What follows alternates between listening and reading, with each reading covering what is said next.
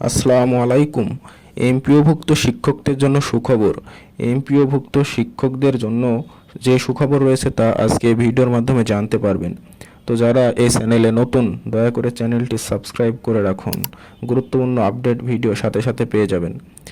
তো চলুন দেখা যাক কি দুইটি সুখবর এমপিওভুক্ত শিক্ষকদের জন্য। এমপিওভুক্ত শিক্ষকদের সার্বজনীন পেনশনের আওতায় আনা হবে। পেনশনের আওতায় আসা শিক্ষকদের দুটি সুবিধার ব্যবস্থা করা হচ্ছে। একটি হলো, একজন শিক্ষক অবসরে যাওয়ার সঙ্গে সঙ্গে 30% নগদ পেয়ে যাবেন, কারণ অবসরে পরে তাদের কিছু কাজ থাকে।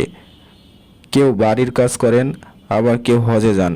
এই দুইটি সুবিধার জন্য তাদের অবসরে যাওয়ার সঙ্গে সঙ্গে 30% নগদ দেওয়ার আশ্বাস দেওয়া হয়েছে।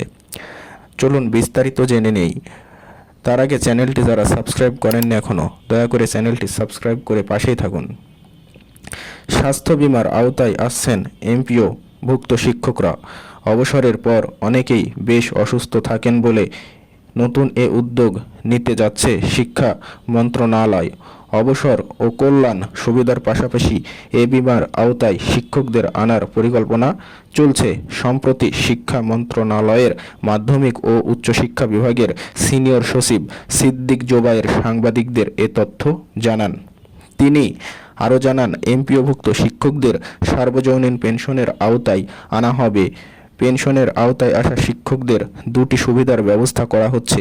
একটি হলো, একজন শিক্ষক অবসরে যাওয়ার সঙ্গে সঙ্গে 30% নগদ পেয়ে যাবেন, কারণ অবসরের পরে তাদের কিছু কাজ থাকে। কেউ বাড়ির কাজ করেন, আবার কেউ হজে যান। এছাড়া অবসরের পর প্রতি মাসে পেনশন পাবেন এসব শিক্ষক, তা কমপক্ষে 40,000 টাকা হবে বলে তিনি জানান। তিনি বলেন, এখন শিক্ষকরা তাদের বেতন থেকে 10% অবসর ও কল্যাণ তহবিলে কন্ট্রিবিউট করেন, কিন্তু এটি যথেষ্ট নয়। সেজন্য আমরা তাদের সার্বজনীন পেনশন স্কিমের আওতায় নিয়ে আসার চেষ্টা করছি। যাদের চাকরি কমপক্ষে 10 বছর বাকি আছে, তারাও এটার আওতায় আসতে পারবেন। সিদ্দিক জোবায়ের বলেন, সব শিক্ষকদের স্বাস্থ্য বিমার আওতায় নিয়ে আসা হবে, কারণ অবসরের পর অনেকেই বেশ অসুস্থ থাকেন। সেজন্য আমরা তাদের স্বাস্থ্য বিমার আওতায় নিয়ে আসতে চাচ্ছি। শিক্ষাসহ চাকুরির সকল আপডেট খবর পেতে চ্যানেলটি সাবস্ক্রাইব করে পাশেই থাকুন। সকলকে ধন্যবাদ।